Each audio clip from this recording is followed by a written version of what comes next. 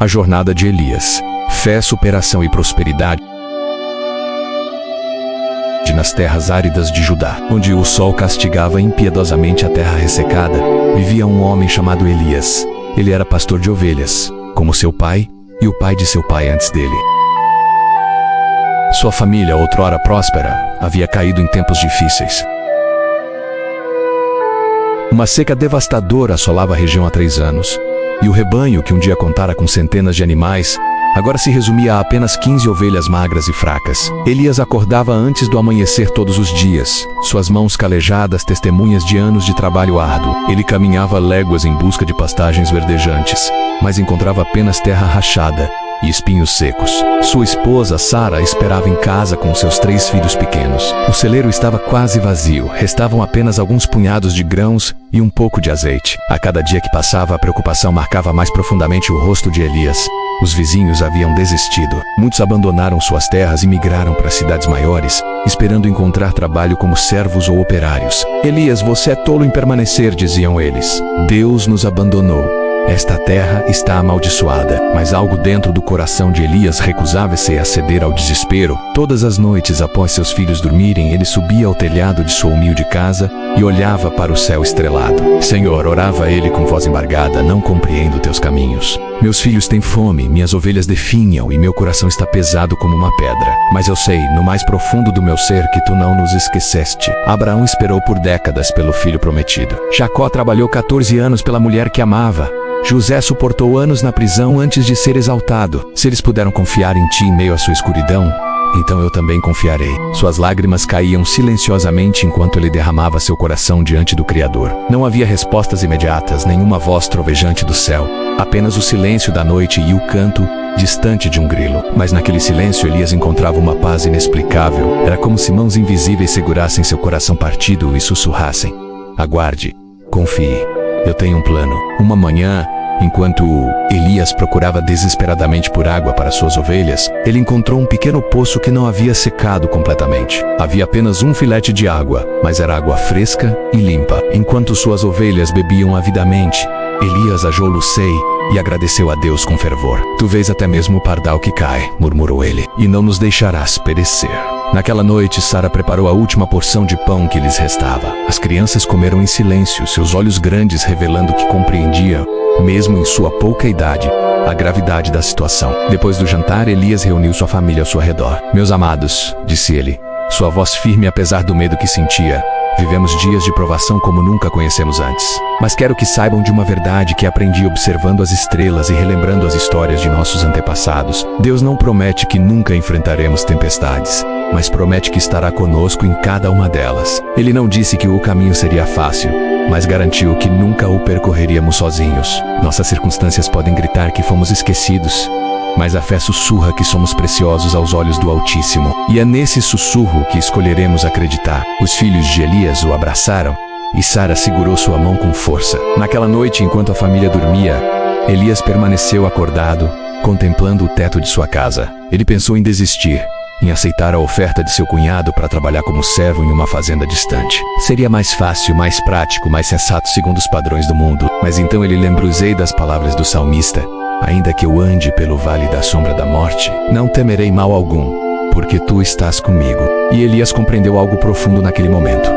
A fé não é a ausência do medo ou da dúvida, mas a decisão de continuar caminhando mesmo quando tudo parece perdido. É plantar sementes em solo árido acreditando que a chuva virá. É acender uma lamparina na escuridão mais densa confiando que o amanhecer chegará. Com essa revelação queimando em seu coração como brasas vivas, Elias finalmente fechou os olhos. Ele não sabia como Deus resolveria a sua situação. Não tinha respostas para as perguntas que atormentavam sua mente. Mas tinha algo mais valioso que certezas humanas. Tinha fé. E essa fé, pequena como um grão de mostarda, seria suficiente para mover as montanhas que se erguiam diante dele. A semente da perseverança. O 4º ano de seca começou com ventos quentes que traziam areia do deserto.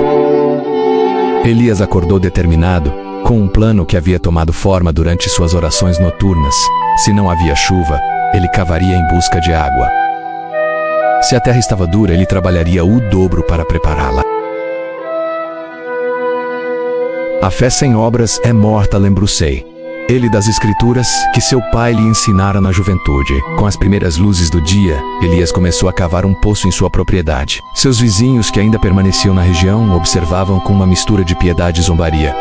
O homem enlouqueceu, comentavam entre si. Está cavando em busca de água onde não há nenhuma, mas Elias continuava. Cada golpe de sua ferramenta na terra endurecida, sendo uma oração silenciosa. Cada gota de suor, uma oferenda de fé. Sara observava seu marido da janela, o coração dilacerado entre esperança e desespero. Ela vendera seus únicos brincos de prata, herança de sua mãe, para comprar grãos no mercado da cidade vizinha. Quando retornou, encontrou Elias coberto de poeira, os olhos brilhando com determinação. Encontrei algo, ele disse, sua voz trêmula de emoção. A terra está úmida, a 6 côvados de profundidade. Há água aqui embaixo, Sara? Eu sei que há. Durante 3 semanas Elias cavou. Suas mãos sangravam, suas costas doíam terrivelmente. Mas ele não parava. Os filhos pequenos traziam-lhe água e pão, e ele lhes contava histórias dos patriarcas enquanto descansava brevemente. Moisés golpeou a rocha, e água jorrou para todo um povo sedento, dizia ele. Se Deus pôde fazer isso, certamente pode nos dar água aqui. E então, quando o sol estava no ponto mais alto do céu, no 21º dia, a pá de Elias penetrou em algo diferente. A terra estava molhada. Ele cavou mais fundo, e de repente, água fresca começou a brotar. Elias caiu de joelhos dentro do poço, rindo e chorando ao mesmo tempo. Sara, crianças, venham ver o que o Senhor fez. A família reuniu-se ao redor do poço, maravilhada. Água limpa e abundante jorrava da terra que todos acreditavam estar morta. A notícia se espalhou rapidamente, e logo os poucos vizinhos que permaneceram vinham ver o milagre. Elias, generoso como sempre, ofereceu água a todos que precisassem. Deus nos abençoou não apenas para nós mesmos, mas para sermos bênção a outros, explicou ele. Mas Elias não parou aí. Com água disponível, ele começou a preparar a terra para plantar. Muitos ainda duvidavam. Sem chuva, as sementes não germinarão. Porém, Elias lembrou-se da história do profeta Elias, seu homônimo, que orou com fervor e a chuva voltou após anos de seca. Ele orava enquanto arava, louvava enquanto semeava. Uma tarde, um mercador viajante passou pela propriedade de Elias e ficou impressionado com o poço. Tenho viajado por esta região por meses, disse o homem. Você é o único que encontrou água. Isso é notável. Eles conversaram longamente, e o mercador revelou que transportava sementes especiais de uma região distante. Sementes resistentes que poderiam crescer com menos água. Estou disposto a fazer um acordo, propôs o mercador. Você me fornece água para minha caravana, e eu lhe dou sementes suficientes para plantar metade de sua terra. Elias aceitou imediatamente, reconhecendo a mão de Deus abrindo portas. Ele plantou cuidadosamente cada semente, irrigando-as com a água do poço. Sara ajudava, assim como os filhos, transformando o trabalho em adoração. Eles cantavam salmos enquanto trabalhavam, suas vozes elevando-se sobre os campos áridos como incenso perfumado. As semanas passaram, e pequenos brotos verdes começaram a surgir da terra. Era um milagre visível, um testemunho vivo de que Deus recompensa aqueles que não desistem. Os vizinhos que haviam zombado agora vinham pedir conselhos. Elias compartilhava generosamente tanto suas sementes quanto sua fé. Não é minha sabedoria, explicava humildemente. É a fidelidade de Deus e a disposição de trabalhar enquanto se ora, de agir enquanto se confia. O teste da tempestade, quando as primeiras plantas começaram a florescer, trazendo esperança renovada, uma nova provação surgiu. Uma praga de gafanhotos apareceu no horizonte. Nuvens escuras de insetos vorazes que devoravam tudo em seu caminho. Os vizinhos de Elias entraram em pânico, muitos simplesmente desistindo e abandonando o que restava de suas colheitas. Elias reuniu sua família e os poucos amigos que permaneceram na região. Já enfrentamos a seca, disse ele com voz firme. Já cavamos quando parecia impossível. Já plantamos quando todos diziam que éramos tolos. E agora enfrentaremos isso também, não com nossa força, mas com a força daquele que nos trouxe até aqui. Eles oraram juntos, clamando por proteção divina com fervor e lágrimas. Naquela noite, Elias não conseguiu dormir. Ele caminhou pelos seus campos, tocando as plantas que haviam crescido com tanto esforço e oração. Senhor, orou ele em voz alta, não compreendo por que, quando finalmente vemos um vislumbre de esperança, nova adversidade nos alcança, mas aprendi que teus caminhos são mais altos que os nossos. Se permitires que os gafanhotos venham, ainda assim confiarei em ti. Se destruírem tudo, plantaremos novamente, porque minha fé não está fundamentada em circunstâncias favoráveis, mas em teu caráter imutável. Enquanto Elias orava, um vento forte começou a soprar do oeste. Era um vento diferente, fresco e poderoso. As nuvens de gafanhotos que se aproximavam inexoravelmente foram desviadas pela força do vento. Alguns insetos chegaram aos campos de Elias, mas a maior parte da praga foi levada para longe, sobre as montanhas e para o deserto além. Pela manhã, O dano era surpreendentemente mínimo. Algumas plantas haviam sido comidas, mas a maior parte da colheita estava intacta. Os campos dos vizinhos que haviam orado com Elias também foram poupados, enquanto aqueles mais distantes sofreram perdas devastadoras. Era impossível negar. Algo sobrenatural havia acontecido. Mas a história de Elias não era apenas sobre milagres espetaculares. Era sobre a fé diária, a escolha constante de confiar mesmo quando os milagres não eram visíveis. Poucas semanas após a praga de gafanhotos, o filho mais novo de Elias adoeceu gravemente com febre alta. Sara estava desesperada, lembrando-se de como haviam perdido um bebê anos antes devido a uma doença similar. Elias segurou a pequena mão de seu filho, queimando de febre, e lutou com seus próprios demônios de dúvida e medo. "Por quanto tempo, Senhor?", perguntou ele na angústia de seu coração. "Quantos testes devemos suportar? Quando finalmente veremos a paz e a prosperidade que prometeste aos que te amam?" Mas mesmo em meio às perguntas dolorosas, Elias não soltou a mão da fé. Ele enviou Sara para buscar o ancião da aldeia, um homem sábio conhecido por suas orações poderosas. Quando o ancião chegou, ele examinou o menino e sua expressão era grave. "A febre é forte", disse ele, "mas o Deus que curou os leprosos, que deu vista aos cegos, que ressuscitou mortos, esse mesmo Deus está aqui agora." Eles ungiram o menino com azeite e oraram fervorosamente durante toda a noite. Deu a Manhezer. A febre havia diminuído. O menino abriu os olhos e pediu água. Sara desabou em lágrimas de alívio e gratidão. Elias abraçou seu filho, sussurrando agradecimentos a Deus. Mas mais do que o alívio da cura, algo mais profundo havia acontecido naquela noite de vigília. Elias havia compreendido uma verdade essencial. Deus não nos promete uma vida sem tempestades, mas promete ser nosso abrigo em cada tempestade. Nos dias seguintes, enquanto cuidava de seu filho em recuperação, Elias refletia sobre sua jornada. Cada adversidade havia forjado algo em seu caráter. A seca lhe ensinara paciência e perseverança. O ato de cavar o poço lhe mostrara que fé requer ação. A praga de gafanhotos lhe revelara o poder da oração comunitária. E a doença de seu filho lhe lembrara que, no final, tudo o que temos e somos depende da misericórdia e graça divinas. Ele começou a compartilhar essas lições com outros.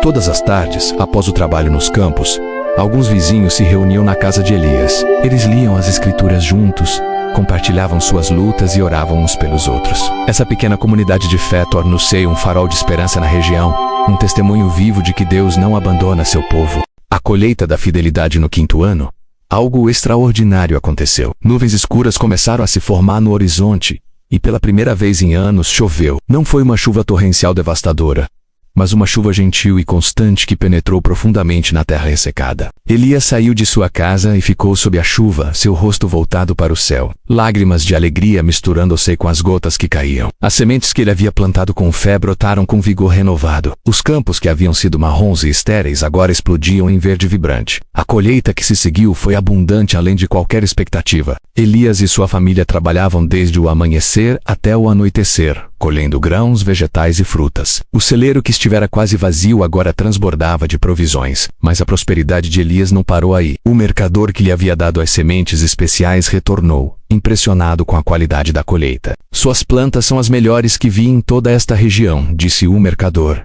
"Estabeleça um acordo comigo. Você cultiva e eu venderei seus produtos nas cidades grandes. Dividiremos os lucros justamente." Elias aceitou, reconhecendo mais uma vez a mão de Deus abrindo portas de oportunidade. Nos meses seguintes, sua reputação como agricultor habilidoso se espalhou. Pessoas vinham de longe para comprar suas sementes e aprender seus métodos. Mas Elias sempre redirecionava o crédito. "Não é minha habilidade, mas a bênção de Deus sobre aqueles que confiam nele." Com a prosperidade veio a responsabilidade. Elias lembrou-se de como havia sofrido, de como seus filhos haviam conhecido a fome, de como a incerteza havia pesado sobre sua família. Ele estava determinado a usar suas bênçãos para abençoar outros. Elias estabeleceu um sistema onde de cada colheita uma porção seria reservada para viúvas, órfãos e estrangeiros necessitados na região. Sara, sua esposa, organizou um grupo de mulheres que preparavam refeições para os doentes e idosos. A casa de Elias tornou-se um centro de hospitalidade, onde viajantes cansados encontravam descanso e comida. Ele ensinava os jovens da região não apenas sobre agricultura,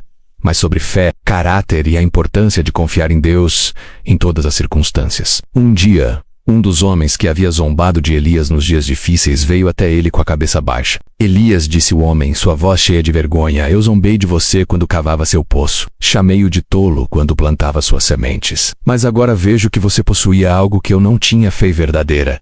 Minha família está passando fome. Você poderia você me ajudaria? Elias colocou sua mão no ombro do homem e sorriu com genuína compaixão. Irmão, disse ele, todos nós tropeçamos e caímos. O que importa é que você veio. Venha, comeremos juntos, e depois veremos como podemos ajudá-lo e ricomicar. Naquele dia, Elias não apenas deu ao homem comida, mas também sementes, conselhos e, mais importante, esperança. A prosperidade de Elias continuou a crescer, mas ele permaneceu humilde. Todas as manhãs, antes de começar seu trabalho, ele subia ao mesmo telhado onde havia orado nos dias escuros da seca. Agora, em vez de súplicas desesperadas, suas orações eram de profunda gratidão, mas ele nunca esquecia as lições aprendidas no Vale da Adversidade. Ele ensinou seus filhos sobre o valor da gratidão e da generosidade. Lembrem-se sempre, dizia ele, de que tudo o que temos é um presente de Deus. Nós não somos donos de nada, somos apenas mordomos das bênçãos que Ele nos confiou. E a verdadeira riqueza não se mede pelo tamanho de nossos celeiros, mas pela generosidade de nossos corações. Os campos de Elias tornaram-se um símbolo de esperança na região. Pessoas que haviam abandonado suas terras começaram a retornar. Inspiradas pelo testemunho de fé e perseverança de Elias, ele os ajudava a recomeçar, compartilhando recursos, conhecimento e encorajamento. Pouco a pouco, a comunidade inteira começou a experimentar renovação e crescimento. Mas talvez a maior bênção de todas foi ver seus próprios filhos crescerem com fé forte e caráter sólido. Eles haviam testemunhado os dias de escassez e agora viviam os dias de abundância. Haviam visto seu pai manter a fé quando tudo parecia perdido, e essas lições moldaram quem eles se tornaram.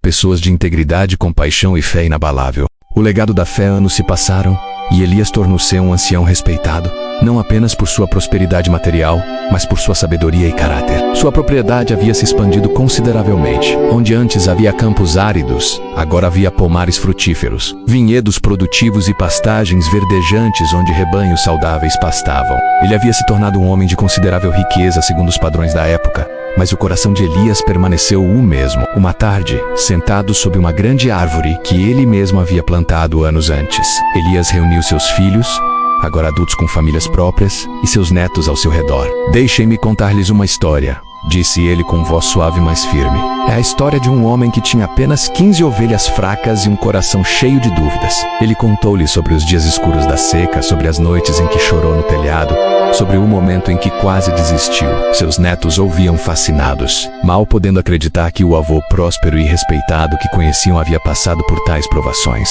Mas aqui está a verdade que quero que gravem em seus corações, continuou Elias, seus olhos brilhando com a sabedoria de anos. A verdadeira prosperidade não começa com circunstâncias favoráveis, mas com fé em Deus mesmo em circunstâncias impossíveis. Eu não me tornei próspero porque era mais inteligente ou trabalhava mais duro que outros. Tornei-me próspero porque aprendi a confiar em Deus quando não podia ver o caminho, a obedecer quando não entendia seus caminhos, e a ser generoso mesmo quando eu mesmo tinha pouco. Ele explicou que havia 3 pilares fundamentais que sustentaram sua jornada. O primeiro era a fé ativa, não apenas crer, mas agir baseado nessa crença. Eu orava por água, mas também cavava o poço, disse ele. Orava por colheitas, mas também plantava as sementes. Fé sem ação é apenas desejo, mas fé com ação move montanhas. O segundo pilar era a perseverança através das tempestades. Haverá momentos, advertiu ele, em que tudo parecerá perdido. Quando a seca vier, quando as pragas atacarem, quando a doença bater à porta. Nesses momentos vocês terão que escolher desister ou persister,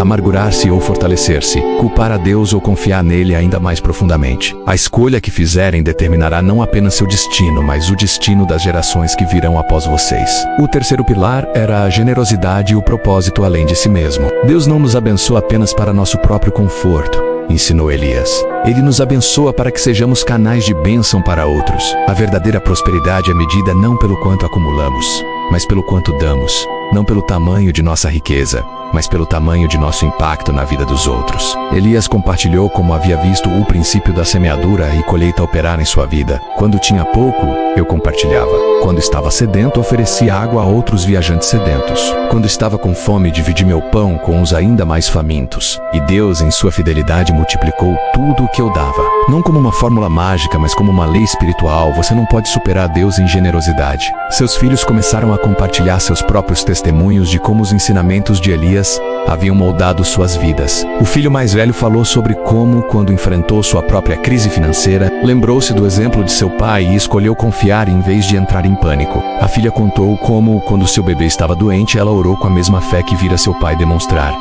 e a criança foi curada. Enquanto o sol se punha, pintando o céu com tons de laranja e roxo, Elias olhou ao redor para sua família próspera, para os campos abundantes, para a comunidade que havia crescido e florescido, mas seu maior tesouro não era visível aos olhos. Era o legado de fé que havia passado para seus filhos e netos, a certeza de que gerações futuras conheceriam o Deus que ele havia aprendido a confiar nas horas mais escuras. Lembrem-se sempre, disse Elias, sua voz agora fraca com a idade, mas ainda firme com convicção, que nossa história não termina aqui na Terra. Somos parte de uma narrativa muito maior, uma história que Deus está escrevendo através das eras. Os patriarcas antes de nós confiaram e viram a fidelidade de Deus. Nós confiamos e vimos sua fidelidade. E vocês, meus amados, devem confiar e passar esse testemunho adiante. Naquela noite, depois que todos foram embora, Elias subiu uma última vez ao telhado de sua casa, aquele lugar sagrado onde tantas orações haviam sido oferecidas. Ele olhou para as estrelas, as mesmas estrelas que havia contemplado nos dias de desespero, e sorriu. Obrigado, sussurrou ele, por cada provação que me ensinou a confiar, por cada tempestade que me fortaleceu, por cada lágrima que regou as sementes de fé em meu coração. Agora vejo claramente o que só podia crer na escuridão. Tu nunca me abandonaste, nem por um momento. Enquanto a noite abraçava a terra, uma paz profunda encheu o coração de Elias. Ele havia completado sua jornada do vale da adversidade ao monte da prosperidade, não através de seus próprios esforços, mas pela fidelidade constante e inabalável de Deus. E essa jornada, com todas as suas lutas e vitórias, lágrimas e triunfos, tornara-se um testemunho eterno de que aqueles que confiam no Senhor jamais serão envergonhados, pois Deus é fiel e suas promessas são sim e amém para todos que creem. Versículo final. Confie no Senhor de todo o seu coração e não se apoie em seu próprio entendimento. Reconheça o Senhor em todos os seus caminhos e ele endireitará as suas veredas. Provérbios 3:5-6.